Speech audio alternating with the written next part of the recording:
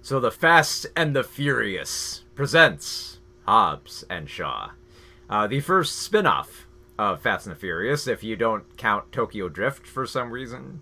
So this is the ninth Fast and the Furious film we've had, and yeah, we've come a long way from street racing, haven't we? It's long past just street racing now. Now it's, even though we have some street racing in some of these films, it's mostly just about overblown action and just excuses for ridiculous banter and ridiculous action sequences, which it's fine. It's fine by me. It's just an excuse for action at this point.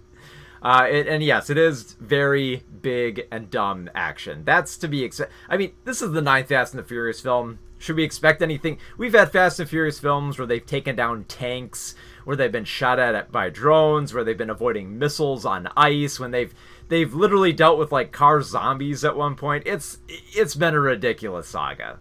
So to come into this film and expect anything less than big dumb entertainment, that's about as expected.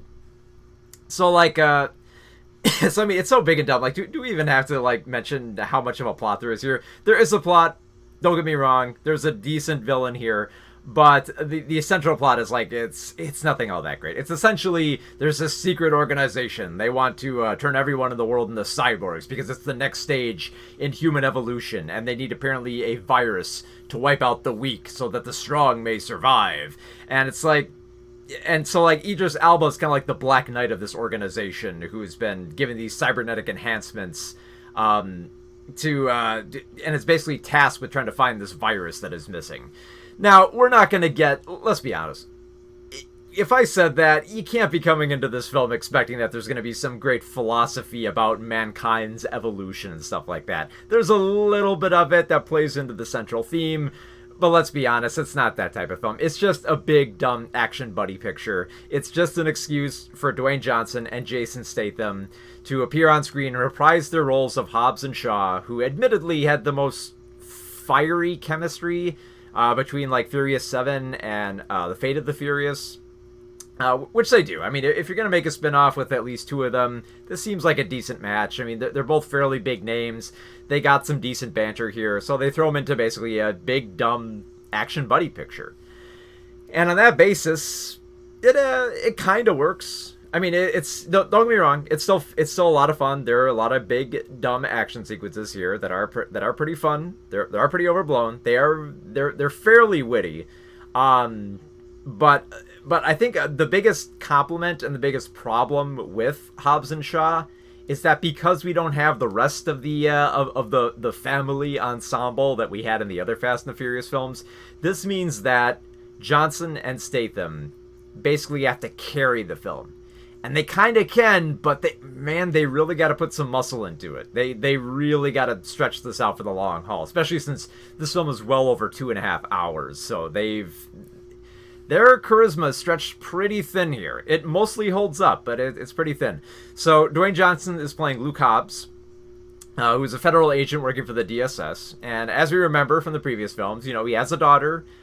He's all about family, and he's kind of a bit of a nice guy, even though he jumps into a lot of situations where he punches a lot of people out and does a lot of interrogation. But he's mostly a good guy. And on the opposite end of the spectrum, over in London, you have Jason Statham playing Deckard Shaw, who is basically a former British special ops guy. And now he's basically kind of sort of a good guy sometimes if people want to hire him, but he's mostly kind of a bad guy. He likes breaking out of... He likes, blowing stuff up, breaking out of places, getting into a lot of fights, So they're basically the mismatched pair. In fact, the moment that we bring them together, it's kind of like... There's kind of like different agents who are trying to bring them together, that when they finally meet in the same room, they're kind of like, no way, I'm not working with this guy. It's pretty much what you expected. Now, the other thing you expect, too, is that they do have a lot of, angry insults that they exchange between them. When they're both I can't wait to, shove this chair down your throat. Oh, I can't wait to beat the crap out of you, you big muscle head, and, you're bald. Well, no, you're bald. No, they'll keep making this banter back and forth. And most of the time, it's funny. Most of the time I had a decent laugh, but it goes on for so long in a lot of these scenes. Basically, whenever there's a scene where they're not where they're not engaged with this terrorist plot of trying to stop terrorists, they're basically insulting each other. And these insults carry on, like, some of them are funny, but they carry on to such a degree that I'm sorry, and I know I know that, like, you know, if you see, like, two buddy characters together long enough, you start getting this in your head. But there are several moments where I'm just like, will you guys just kiss? Will you guys just furiously make out at some point? Because, like, it seems like it's gonna lead there.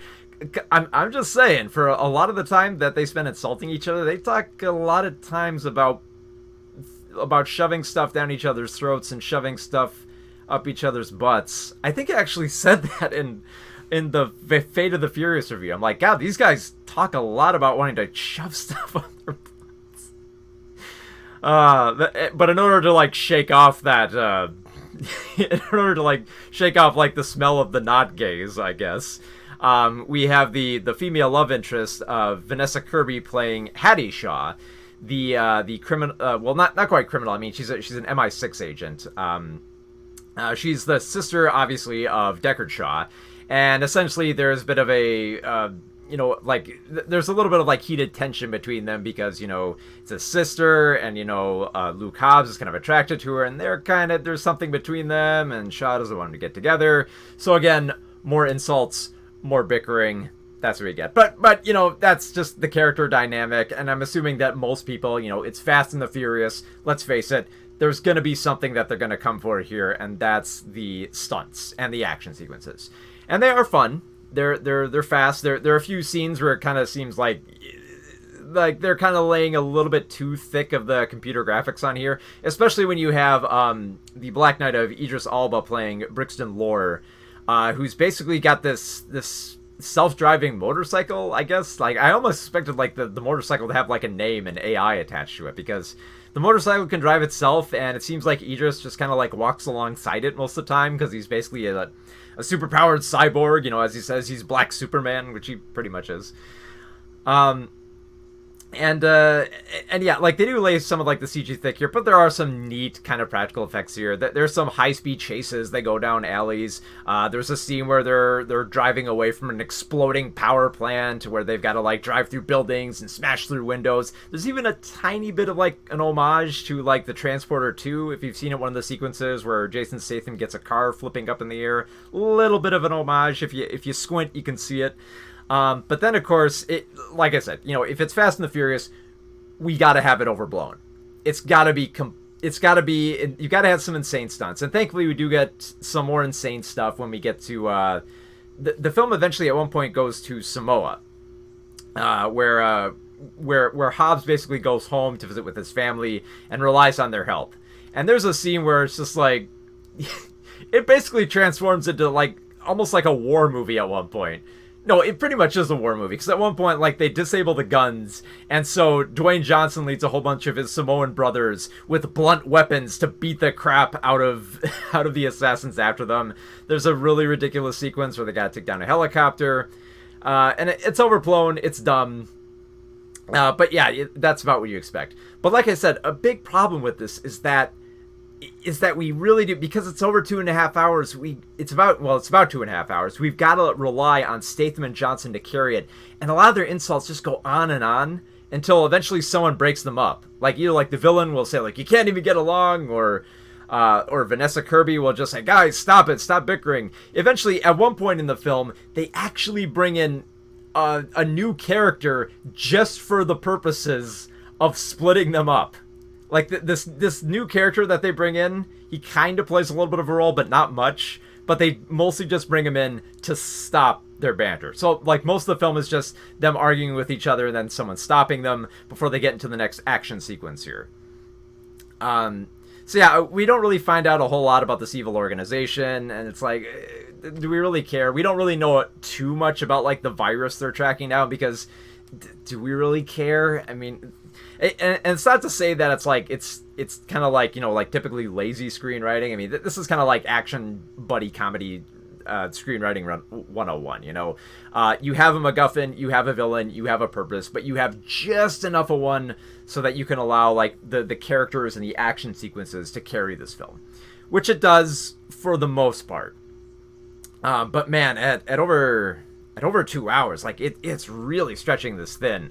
Don't get me wrong, there are some cool sequences. It does get the job done of being a decent summer blockbuster buddy comedy. There's a decent dynamic there. I had a few laughs. Some of the stunts are pretty cool. Are they as great as some of the other Fast and Furious films? Not quite. I mean, this is directed by David Leitch, who, he's done overblown stuff like Deadpool 2 and Atomic Blonde. And he definitely does bring a little bit of that style here. He definitely brings color. I like the way he edits this film. There's great scenes where we have like split screens and very, very quick cuts. And we kind of like skip over like a lot of the exposition to get to the good stuff. There's a lot of great uses of color throughout. There's one scene in particular where we just kind of like switch between a whole bunch of different neon colors, which doesn't seem like it would make sense for the setting, but it still kind of looks cool. There's a bunch of scenes where they don't have the greatest of color playing into like the narrative, but some of it. Like for instance, I love the opening sequence where we get a split screen where we see that Hobbs is a little bit more, cheerful and colorful, and Shaw's world is a little bit more bleak and grim and tired. So I love there's a little bit of a dynamic, not a lot, but just enough where I was kind of engaged with what was going on screen. And that's, I mean, that's mostly what you can expect from the film. But I mean, it does, I gotta admit this, it does get the job done of summer blockbuster entertainment. Did I say blopcorn? Popcorn entertainment. It does really get that job done, but it does stretch this a little bit thin. I definitely would have cut this down to about 2 hours. And it's mostly because I think we could do with just a tiny bit less of the insults. The insults are funny here and there, but man, did they go on for quite a bit of time. So, I mean, it's big, it's loud, it's dumb. You expect that. The actors are great. They have good chemistry here. I love Idris Elba as a villain. He's always fun. You have Helen Mirren returning here for a small role as Shaw's mother. And, it pretty much does everything you'd expect it to, with the exception of not being as overblown as the Fast and the Furious films. So a little bit toned down. I don't think it's kind of like my biggest problem with Fate of the Furious, the previous Fast and Furious film, was that I feel like it kind of peaked. Like they couldn't quite find anything to do. And here it feels a little bit more simplified, where even though it is stretched quite a bit thin, they do find enough fun stuff to do here. The stunts they don't feel as overblown as Fate of the Furious, because let's face it, they're going like up with like how many crazy car stunts they can do. There are a few car stunts here, but it's mostly just ridiculous action. There's a lot of stuff with like cars and helicopters and blunt weapons and guns. So yeah, you expect that. For what it does, it's not a bad summer film. It's actually pretty fun. I gotta admit it. So for Fast and the Furious, Hobbs and Shaw, 3.5 out of 5 stars. It is decent summer blockbuster entertainment. That's the best and worst thing I can say about it.